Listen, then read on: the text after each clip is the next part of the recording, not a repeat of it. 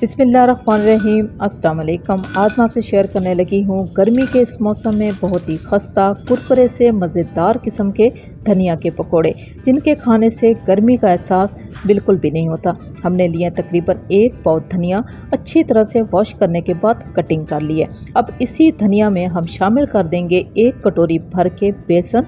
बेसन को हमने छाना नहीं है, वैसे ही शामिल कर दिया। इसी बेसन में हम डाल देंगे प्याज, जो कि 3 मीडियम साइज़ की हमने प्याज ली है, जिनकी कटिंग हमने इस शेप में कर ली है। पकोड़ों में इस तरीके के कटे हुए प्याज बहुत ही मज़ेदार किस्म के लगते हैं। अब इसी में हम डाल देंगे बहुत ही कम मिकदार में हरी मिर्चें, जो कि बारीक कटी हुई हैं। इन पकोड़ों को हमने बहुत ज़्यादा स्पाइसी नहीं बनाना, बहुत ही लाइट किस्म के मसाले इसमें शामिल करने हैं। बहुत ही मस्त है लहसुन के बारीक कटे हुए जवे, इससे पकोड़ों का जो जायका है बहुत ही कमाल का आ जाता है।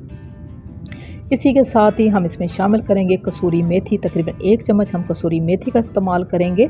और साथ ही हम इसमें शामिल करेंगे इन पकौड़ों को खस्ता और कुरकुरे मज़ेदार किस्म का बनाने के लिए 1 बड़ा चम्मच जो है हमने मैदे का लिया है। मैदा शामिल करने के साथ ही हम इसमें डाल देंगे तकरीबन 1 से 2 चम्मच भर के हम इसमें डालेंगे सूखा धनिया साबुत।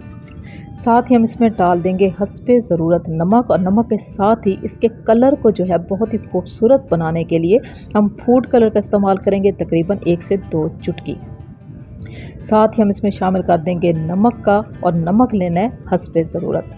थोड़ा थोड़ा पानी शामिल करके हम एक बहुत ही ज़बरदस्त किस्म का बैटर तैयार कर लेंगे।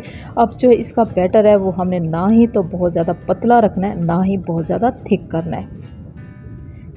तमाम मसालों को अच्छे से मिक्स करना है, बस इसी तरीके का ही बैटर होना चाहिए, इससे ज़्यादा पतला नहीं करना। अब आ जाते हैं चूल्हे की जानिब और बना लेते हैं बहुत ही ज़बरदस्त किस्म के कुरकुरे खस्ता मज़ेदार किस्म के पकोड़े। ऑयल को हमने पहले से ही गर्म कर लिया है। ऑयल को बहुत ज़्यादा तेज़ गर्म नहीं करना, आंच को स्लो रखना है और तेज़ आंच पे पकोड़ों को फ्राई नहीं करना, क्योंकि हमने इसमें मैदे का इस्तेमाल किया है। अगर आप आंच को तेज़ कर देंगे तो पकोड़े जलना शुरू हो जाएंगे, ये खस्ता और कुरकुरे भी नहीं बनेंगे। सिंपल जब हम पकोड़े तैयार करते हैं तो उसमें आंच जो है वो तेज़ होनी चाहिए, तभी वो खस्ता बनते हैं। लेकिन इसमें हमने मैदे का इस्तेमाल किया, इस वजह से हमने आंच को स्लो ही रखना है। आप ज़रा पकोड़ों की लुक देख लें, इंतहाई खूबसूरत लुक के साथ ये पकोड़े मुकम्मल तौर पे तैयार हो चुके हैं। बस इसी तरीके से ही हमने तमाम पकोड़ों को फ्राई कर लेना है। फ्राई करने के साथ ही हम आपको फ़ाइनल लुक दिखाएंगे। आसान और सादा सी रेसिपी, इंतहाई ज़बरदस्त किस्म की रेसिपी और बहुत ही ज़बरदस्त टेस्ट के साथ हमने आपको मिनटों में तैयार करके दिखाई है। अच्छी लगी हो तो मेरी आपसे रिक्वेस्ट है कि आप मेरे चैनल को सब्सक्राइब कर लें, मेरी वीडियो को लाइक और शेयर ज़रूर कर दें। बहुत ही कमाल किस्म के ये खस्ता कुरकुरे और मज़ेदार किस्म के पकोड़े तैयार हो चुके हैं। आपने इस रेसिपी को ज़रूर ट्राई करना है, ख़ास तौर पे इन गर्मियों के मौसम में। इसी के साथ ही मैं आपसे इजाज़त चाहूँगी। अल्लाह हाफिज़।